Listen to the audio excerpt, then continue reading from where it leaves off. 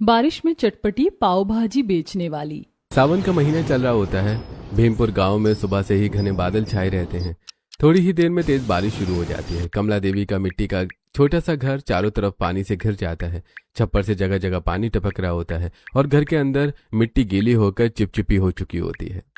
अरे राघव बेटा, यहाँ से भी पानी टपकने लगा, जल्दी से कोई बाल्टी या भगोना रख दे। अभी रखता हूँ माँ। राघव जल्दी जल्दी स्टील की बाल्टियां और भगोने टपकती जगहों के नीचे रखने लगता है। नेहा भी एक बड़ा बर्तन लेकर दूसरी तरफ पानी रोकने की कोशिश करती है। छोटा चिंटू भी भीगते फर्श पर इधर उधर बर्तन खिसकाने में मदद करता है। मम्मी, अब तो बैठने की जगह भी नहीं बची। बेटा इस कोने में बैठ जाओ, बारिश बंद होगी तो सब ठीक हो जाएगा। लगता है इस साल बारिश हम गरीबों की परीक्षा लेने आई है। पूरे गांव का यही हाल होगा बेटा। अगली सुबह बारिश थोड़ी हल्की होती है। चिंटू अपना पुराना फटा बैग लेकर सरकारी स्कूल चला जाता है। स्कूल की कक्षा में बच्चे अपने अपने टिफिन खोलकर बैठते हैं। एक लड़का चमचमाते डिब्बे में पाव भाजी लेकर आता है और सबको दिखाने लगता है। देखो, मेरी मम्मी ने आज पाव भाजी बनाई है। तुम्हारी मम्मी तो ये सब बनाती भी नहीं होगी। वो लड़का चिंटू के पास आकर टिफिन खोल देता है और मसालों की खुशबू फैल जाती है। देख चिंटू, कितनी बढ़िया पाव भाजी है। तेरी मम्मी के पास तो पैसे भी नहीं होंगे ये सब बनाने के। बाकी बच्चे खिलखिलाकर हंसने लगते हैं। तभी एक लड़का चिंटू का बैग पकड़ लेता है। अरे, इसका बैग तो फटा हुआ है। वो बैग को उल्टा करके जमीन पर फेंक देता है। किताबें, कॉपियां और टिफिन सब फर्श पर बिखर जाते हैं। टिफिन खुल जाता है और उसमें से रोटी और अचार बाहर निकल आता है। देखो देखो, ये तो रोज रोटी और अचार ही लाता है। पूरी कक्षा हंसने लगती है। चिंटू की आंखों से आंसू बहने लगते हैं और वो चुपचाप अपना सामान समेटने लगता है। दोपहर में छुट्टी होते ही फिर तेज बारिश शुरू हो जाती है। चिंटू भागता हुआ रोते रोते घर पहुंचता है और नेहा के गले लग जाता है। क्या हुआ बेटा, इतना रो क्यों रहे हो? मम्मी, सबने मेरा मजाक उड़ाया, बोला मैं गरीब हूँ और रोज रोटी अचार लाता हूँ। नेहा उसे गोद में उठाकर उसके सिर पर हाथ फेरती है। कमला देवी और मोहन भी दुखी होकर उसे देखते रहते हैं। बेटा, लोग गरीबों का मजाक उड़ाते हैं, लेकिन तू ऐसे दोस्त मत बनाना जो तुझे नीचा दिखाए। ठीक है मम्मी। पड़ोस में रहने वाली शकुंतला आंटी का घर मरम्मत के कारण बिखरा पड़ा था। एक दिन वो छतरी लेकर नेहा के घर आती हैं। नेहा बेटा, क्या तू मेरी थोड़ी मदद कर देगी? बारिश में कोई काम वाली आने को तैयार नहीं है। क्यों नहीं आंटी जी, मैं अभी चलती हूँ। नेहा बिना किसी स्वार्थ के उनके घर जाकर बिखरा सामान समेटती है। वो अलमारी साफ करती है, बर्तन जमाती है और फर्श पोंछती है। कई घंटों की मेहनत के बाद घर फिर से व्यवस्थित दिखने लगता है। आंटी जी, अब आपका काम पूरा हो गया है। बेटा, तू ना होती तो मेरा काम नहीं हो पाता। अगली सुबह फिर तेज बारिश होने लगती है। शकुंतला आंटी अपने घर बच्चों के लिए चटपटी पाव भाजी बनाती है। वो एक प्लेट में पाव भाजी ढककर छतरी लेकर नेहा के घर पहुंचती है। नेहा बेटा, ये ले पाव भाजी, बच्चों के लिए बनाई थी, सोचा थोड़ी तुम्हारे घर भी दे आऊं। अरे आंटी जी, इसकी क्या जरूरत थी? तूने मेरी इतनी मदद की है, इसे मेरा प्यार समझना। नेहा प्लेट खोलती है, गरम भाप उठती है और चिंटू की आंखें चमक उठती हैं। शकुंतला चली जाती है। कई दिनों बाद उसके घर में पाव भाजी की खुशबू फैलती है। मम्मी, आज हमारे घर भी पाव भाजी आई है। भगवान ऐसे पड़ोसी हर किसी को दे। आज बारिश पहली बार अच्छी लग रही है। बाहर बारिश अब भी टप टप गिर रही होती है, लेकिन उस छोटे से मिट्टी के घर में पहली बार उदासी की जगह गरम पाव भाजी की खुशबू और अपनापन फैल चुका होता है। चिंटू स्कूल की यूनिफॉर्म पहनकर तैयार हो चुका होता है। मम्मी, आज तो मैं पाव भाजी खाकर ही स्कूल जाऊंगा। कमला देवी, मोहन जी, राघव और चिंटू फर्श पर एक साथ बैठकर पाव भाजी खाने लगते हैं। चिंटू बड़े चाव से पाव तोड़ तोड़ कर खाता है। बेटा, तू भी खा ले। नेहा नेहा थोड़ा दूर बैठी सबको खुश होकर खाते हुए देख रही होती है। नहीं मम्मी जी, मुझे अभी भूख नहीं है, आप लोग खाइए। इन्हें इतना खुश देखकर मन भर आता है। मैं हमेशा इन्हें ऐसे ही मुस्कुराते देखना चाहती हूँ। पाव भाजी खत्म होने के बाद राघव अपना पुराना गमछा उठाता है और मजदूरी पर जाने के लिए निकल पड़ता है। चिंटू बैग कंधे पर डालकर स्कूल चला जाता है। मैं काम पर जा रहा हूँ। मैं भी स्कूल जा रहा हूँ पापा। दोपहर तक फिर हल्की बारिश शुरू हो जाती है। गांव की गलियों में ठेले वाले घूम रहे होते हैं। कोई आवाज लगाता है, गोलगप्पे ले लो, कोई बर्गर ले लो, तो कोई गर्मा गर्म पाव भाजी बेच रहा होता है। गांव के लोग अपने अपने घरों से निकलकर कुछ न कुछ खरीद रहे होते हैं। गर्मा गर्म पाव भाजी, मसालेदार पाव भाजी। चिंटू खिड़की से बाहर झांककर ठेले को देखता रहता है। उसकी आंखें पाव भाजी पर टिक जाती हैं। मम्मी मुझे भी पाव भाजी चाहिए, आखिरी बात तो शकुंतला आंटी वाली खाई थी। नेहा कुछ पल चुप रह जाती है। घर में 1 रुपया भी नहीं होता। बेटा बैठ जाओ, किसी से तुलना नहीं करनी चाहिए। अभी हमारे पास पैसे नहीं है, जब होंगे तब तुम्हें जरूर खिलाऊंगी। चिंटू उदास होकर जमीन पर बैठ जाता है। कमला देवी उसे देखकर भावुक हो उठती हैं। हम तो अपने पोते को भी अच्छा जीवन नहीं दे पा रहे। बेटा तो जैसे तैसे जी लिया, पोता भी हर चीज के लिए तरस रहा है। मम्मी जी, आप प्यार देने में तो कभी कमी नहीं करती, पैसा तो आता जाता रहता है। सही कह रही है बहू, प्यार सबसे बड़ा धन है। चिंटू चुपचाप माँ के पास बैठ जाता है और बाहर जाते ठेले को देखता रहता है। शाम ढलने लगती है। शकुंतला आंटी अपने घर पर ताला लगा रही होती है। उनके हाथ में एक बड़ा थैला होता है। वो थैला लेकर नेहा के घर पहुंचती है। नेहा बेटा, हम कुछ दिनों के लिए बाहर जा रहे हैं। घर में जो सामान खराब होने वाला था वो मैं तुम्हें दे रही हूँ। इसमें पाव भी हैं, वो जल्दी खराब हो जाएंगे, इसलिए पहले उन्हें बना लेना। ठीक है आंटी जी, मैं बना लूंगी। नेहा थैला लेकर अंदर आती है। वो सामान निकालती है। उसमें दूध का पैकेट, पाव का पैकेट, कुछ सब्जियां और एक डिब्बा रखा होता है। अरे इतना सामान दे गई? हाँ मम्मी जी कह रही थी कि खराब हो जाता है। शाम को नेहा सब्जी गरम करती है। पूरा परिवार उसी सब्जी और रोटी से गुजारा कर लेता है। रात में वो दूध गरम करके गिलास में डालती है और चिंटू के पास बैठ जाती है। लो बेटा, दूध पी लो। मम्मी आज तो बड़े दिनों बाद दूध मिला है। हाँ बेटा, शकुंतला आंटी जो सामान देकर गई थी उसी में से आया है। आंटी बहुत अच्छी हैं। हाँ, अच्छे लोग ही मुश्किल समय में भगवान बनकर आते हैं। चिंटू दूध पीकर माँ की गोद में सिर रखकर सो जाता है। बाहर बारिश की बूंदें फिर से टप टप गिर रही होती हैं। रात का खाना खत्म होने के बाद नेहा शकुंतला आंटी का दिया हुआ थैला खोलकर देखने लगती है। तभी उसके हाथ में पाव का पैकेट आता है। वो कुछ देर उसे ध्यान से देखती रहती है। इस पाव का क्या बनाऊं? इसके साथ सब्जी भी तो चाहिए। तभी उसे अचानक चिंटू की चमकती आंखें याद आती हैं, जब उसने पाव भाजी खाई थी। अरे चिंटू को तो पाव भाजी बहुत पसंद है, क्यों ना मैं पाव भाजी ही बना दूं। अगली सुबह बाहर हल्की बारिश हो रही होती है। राघव मजदूरी पर जाने के लिए तैयार हो रहा होता है। नेहा धीरे से उसके पास आती है। सुनो जी, मुझे थोड़े पैसे दे दो। राघव अपनी पुरानी जेब टटोलता है। उसमें सिर्फ 100 रुपए पड़े होते हैं। वो नोट निकालकर नेहा के हाथ में रख देता है। बस यही 100 रुपए बचे हैं, कल की मजदूरी के हैं, तुम रख लो। इतने से काम हो जाएगा। शाम में नेहा मंडी जाती है। लगभग मंडी बंद हो चुकी होती है। सब्जी वाला अपना शटर गिराने की तैयारी कर रहा होता है। कुछ सड़ी गली सब्जियां वो अलग टोकरी में बाहर रख चुका होता है। भैया थोड़ी सब्जी चाहिए थी। हाँ, क्या क्या चाहिए? गाजर, भिंडी, लौकी और थोड़े से आलू चाहिए। ठीक है, 300 रुपए निकालो, मैं अंदर से ताजी सब्जी लाता हूँ। नेहा के चेहरे का रंग उतर जाता है। भैया मेरे पास तो इतने पैसे नहीं हैं। फिर मेरी शटर खुलवाने की क्या जरूरत थी? बेवजह मेहनत करवाई। नेहा चुप हो जाती है। तभी उसकी नजर बाहर रखी टोकरी पर पड़ती है। भैया ये जो टोकरी में सब्जियां रखी है, इनका क्या करोगे? ये खराब सब्जियां हैं, रास्ते में नदी में फेंक दूंगा। अगर आपको बुरा ना लगे तो मुझे दे दीजिए। हाँ हाँ ले जाओ, मुझे तो वैसे भी फेंकनी थी। नेहा खुश होकर टोकरी में से ठीक ठाक हिस्से चुन लेती है। उसके 100 रुपए बच जाते हैं। फिर वो पास की परचून की दुकान पर जाती है। वहां से थोड़ी मक्खन की टिक्की और कुछ मसाले खरीदती है। लो ये मसाला और टिक्की। धन्यवाद भैया। सामान लेकर नेहा भीगती हुई घर लौट आती है। घर पहुंचकर नेहा रसोई में काम शुरू करती है। कढ़ाई चढ़ाती उसे शकुंतला आंटी की याद आती है। आंटी, आप इतनी स्वादिष्ट पाव भाजी कैसे बनाती हो? कुछ खास नहीं बेटा, हर तरह की सब्जी मिलाकर अच्छी तरह मैश कर दो। नमक मिर्च का स्वाद सही रखना, ऊपर से मक्खन डालना और पाव भी मक्खन में सेकना। मैं भी वैसी पाव भाजी बनाऊंगी। नेहा कढ़ाई में तेल डालती है। गाजर, आलू, लौकी और बाकी सब्जियां डालकर उन्हें धीमी आंच पर पकाने लगती है। वो उन्हें अच्छे से मैश करती है, मसाले डालती है और अंत में थोड़ा मक्खन ऊपर से डाल देती है। खुशबू पूरे घर में फैल जाती है। फिर वो तवे पर पाव रखकर मक्खन में सुनहरा सेकने लगती है। अरे बहू, क्या बना रही? कितनी अच्छी खुशबू आ रही है। आज पाव भाजी बनेगी। बाहर मूसलाधार बारिश हो रही होती है। घर के अंदर पूरा परिवार एक साथ बैठ जाता है। नेहा सबके सामने गर्मा गर्म पाव भाजी परोसती है। अरे वाह मम्मी, आपने तो कमाल कर दिया, इतनी अच्छी पाव भाजी। बहू, ठेले वाली पाव भाजी भी इतनी स्वादिष्ट नहीं होती। सच कहूँ तो मैंने पहली बार इतनी स्वादिष्ट पाव भाजी खाई है। नेहा, आज तो तुमने कमाल कर दिया। सब लोग खुशी खुशी पाव भाजी खाने लगते हैं। चिंटू बार बार पाव मांगता है। कमला देवी की आंखों में खुशी चमक रही होती है। अगर मेरा परिवार ऐसे मुस्कुराता रहे तो यही मेरी सबसे बड़ी कमाई है। अगले दिन सुबह हल्की हल्की बारिश हो रही होती है। खेतों के बीच बनी कच्ची गलियों में कीचड़ भरा होता है। राघव सिर पर पुराना गमछा डाले मजदूरी करके घर लौट रहा था। वो सावधानी से चल रहा होता है, तभी पीछे से एक गाय अचानक बिदक जाती है और तेज रफ्तार से उसकी ओर भागती है। अरे बचाओ!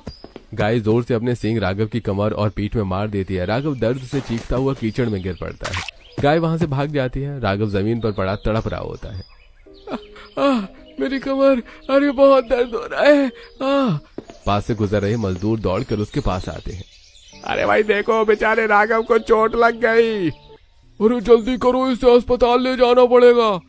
सब लोग मिलकर उसे उठाते हैं और गांव के अस्पताल की ओर ले जाते हैं। अस्पताल में डॉक्टर राघव की जांच कर रहे होते हैं। नेहा, कमला देवी और मोहन जी भी वहां आ पहुंचते हैं। उनके चेहरों पर डर साफ दिखाई दे रहा होता है। देखिए, रीढ़ की हड्डी में गहरी चोट है, तुरंत इलाज शुरू करना होगा। डॉक्टर साहब जल्दी इलाज कीजिए।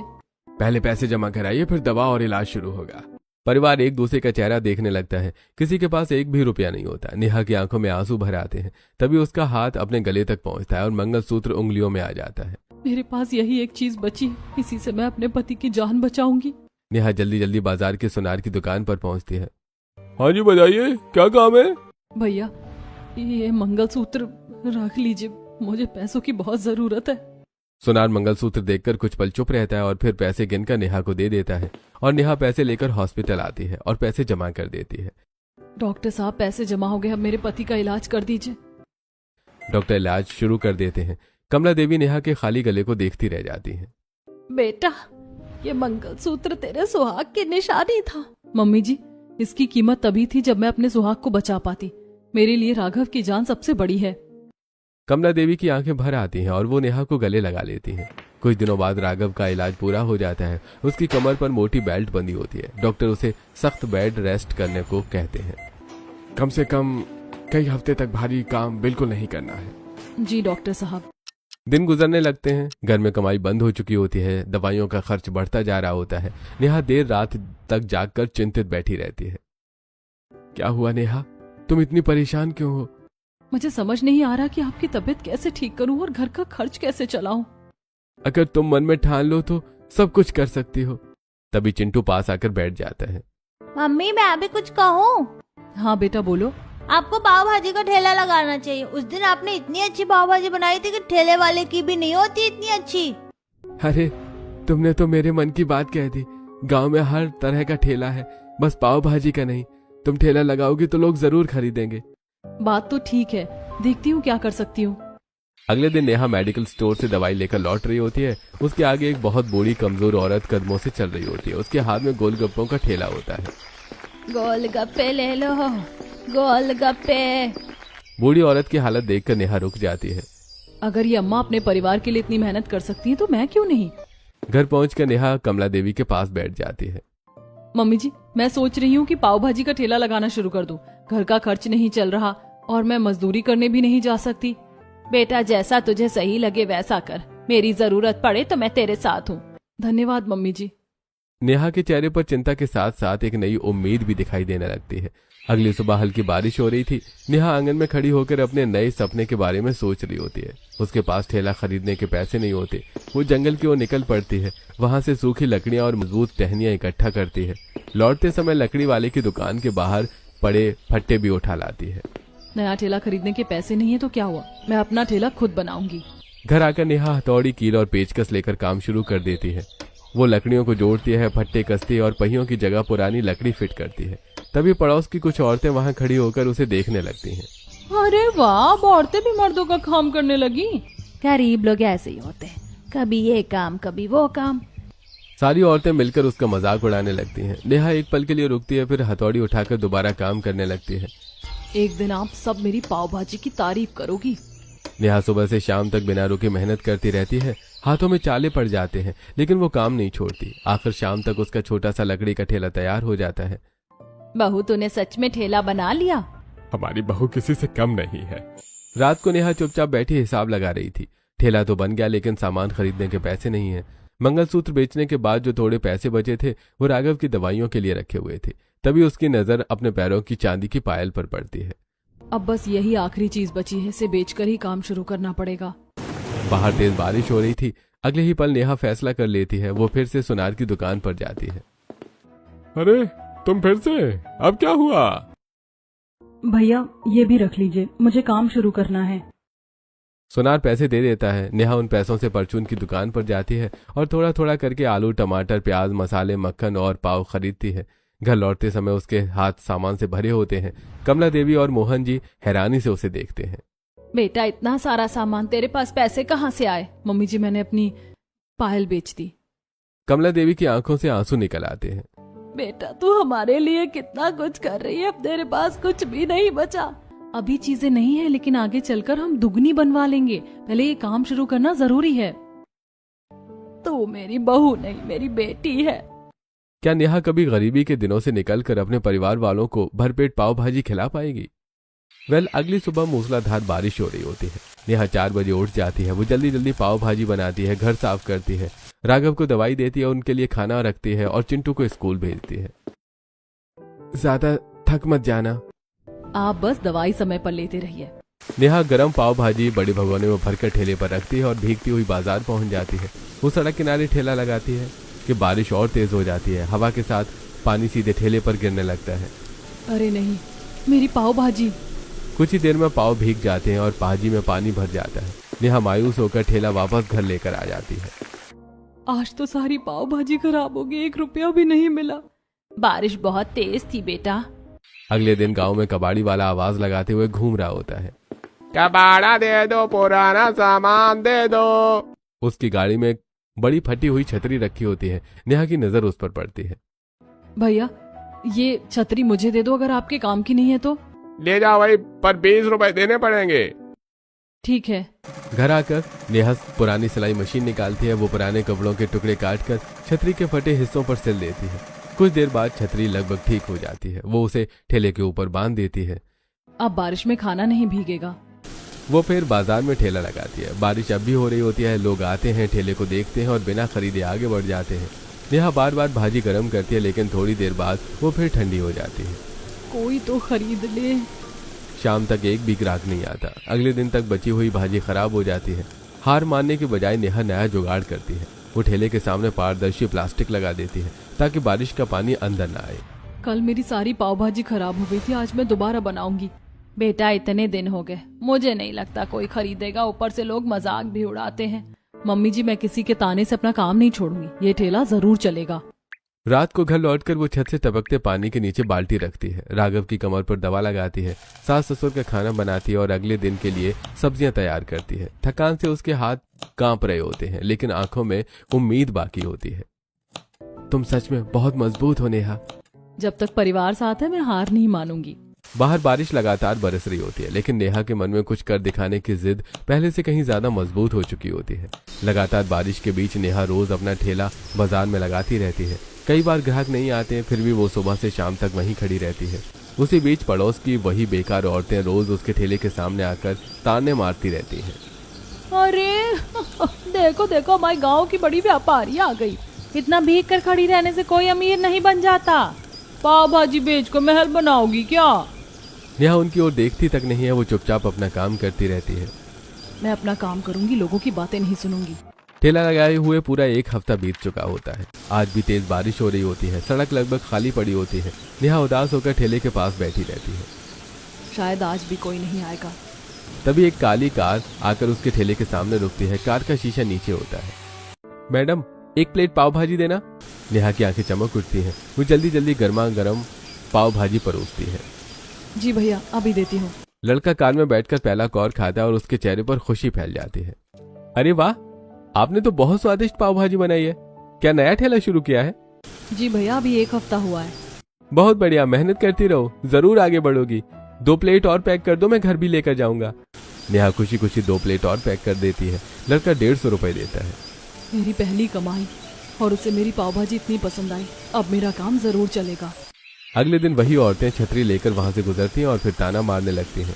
ठेला शुरू कर लिया तो क्या हुआ, गरीब तो गरीब ही रहेगा। इंसान अपनी सोच से गरीब होता है। मेहनत करने वाला एक दिन जरूर आगे बढ़ता है। पैसा होना ही अमीरी नहीं होती, अच्छी सोच होना भी जरूरी है। अब कल की लड़की हमें समझाएगी, इसकी जुबान बहुत चलने लगी है। वे सब बड़बड़ाती हुई वहां से चली जाती हैं। अब रोज 1-2 ग्राहक आने लगे होते हैं। लोग बारिश में गर्म पाव भाजी खाते हैं और उसकी तारीफ करते हैं। बेटा बहुत स्वादिष्ट पाव भाजी है। बारिश के मौसम में तो मजा ही आ गया।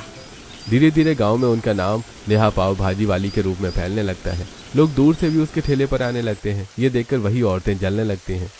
हमारे गांव की किसी औरत ने बाहर निकलकर काम नहीं किया और ये नाम कमा रही है। इसे ज्यादा उड़ने नहीं देंगे। अगले दिन नेहा हमेशा की तरह ठेला लगाई खड़ी होती है। बारिश तेज हो रही होती है। अचानक एक बड़ा पत्थर उसके पास से सनसनाता हुआ निकलता है और उसके चेहरे पर लगते लगते बच जाता है। अरे वो झुककर पत्थर उठाती है और चारों तरफ देखने लगती है। कौन है? किसने फेंका ये पत्थर?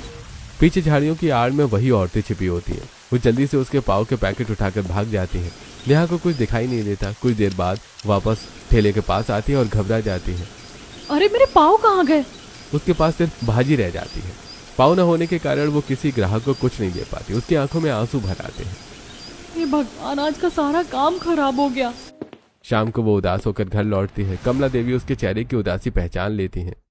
क्या हुआ बेटा, इतनी भाजी कैसे बच गई? पता नहीं मम्मी जी, किसी ने पत्थर फेंका। मैं इधर उधर देखने लगी और तभी कोई मेरे पाँव उठा ले गया। ये जरूर मधुबाला और सरिता का काम होगा। वही हमेशा तुझसे जलती हैं। लेकिन मैंने उन्हें देखा तो नहीं। मुझे पूरा यकीन है।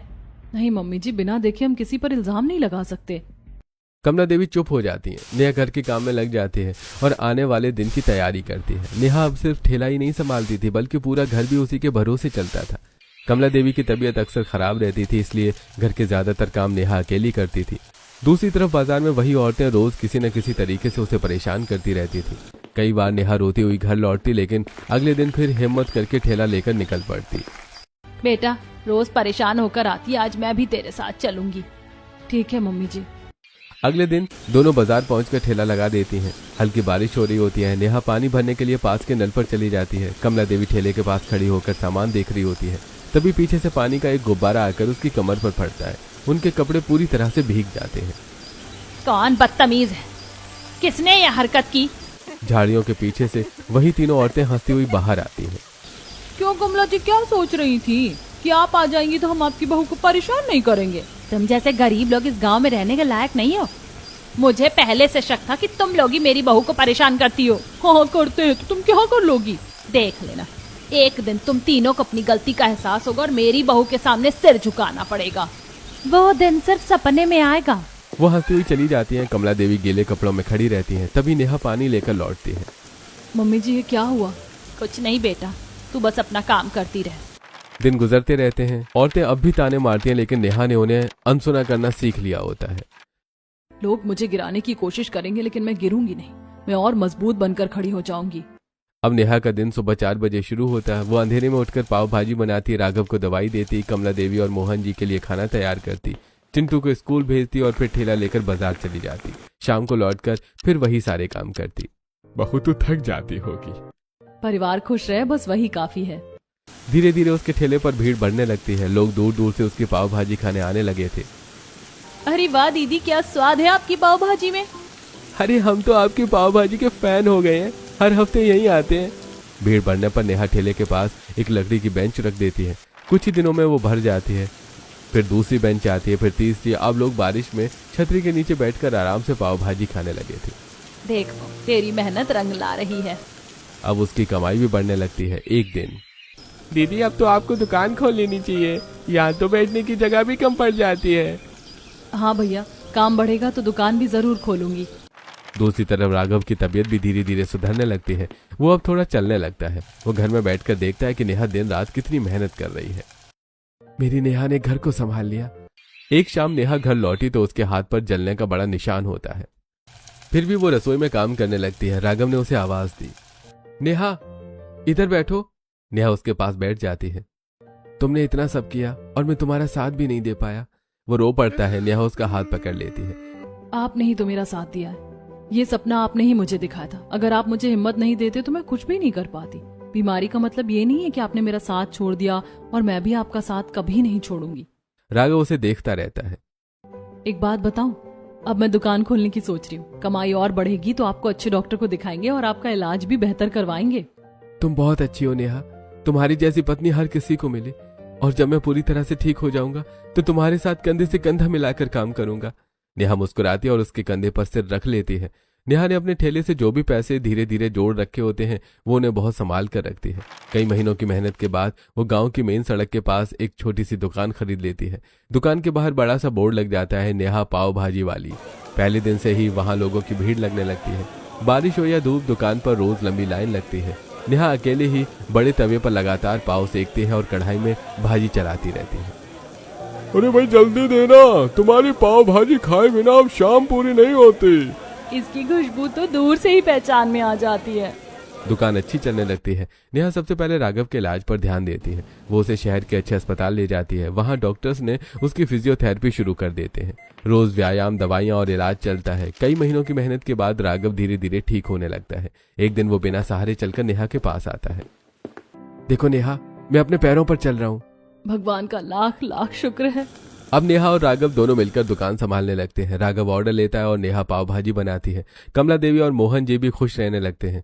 घर में अब रोज अच्छा खाना बनता है। बहू, आज तो घर में रोज त्योहार जैसा खाना बनता है। पहले सूखी रोटी खाते थे, अब पाव भाजी की खुशबू से घर भर जाता है।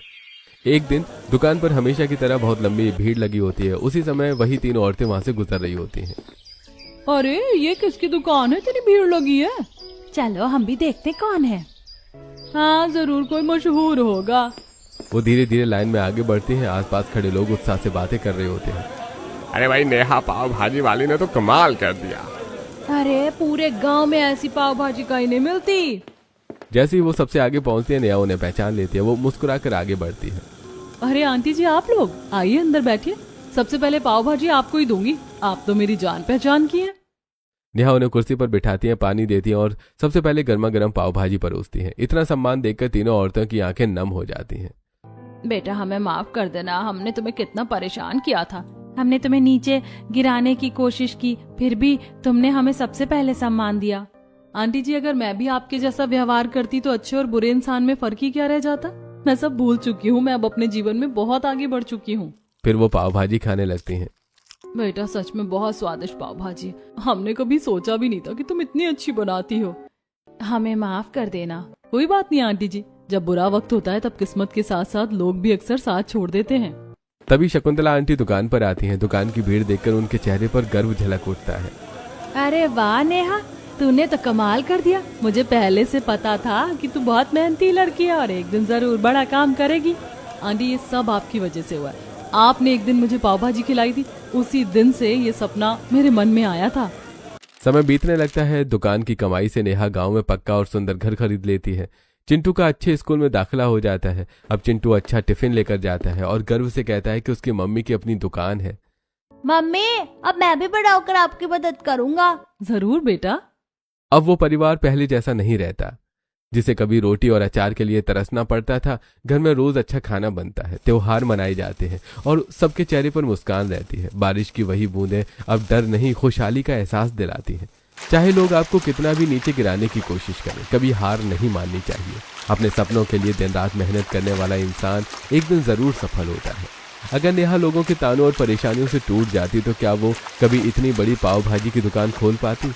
और क्या वो अपने परिवार के लिए अपना खुद का घर खरीद पाती?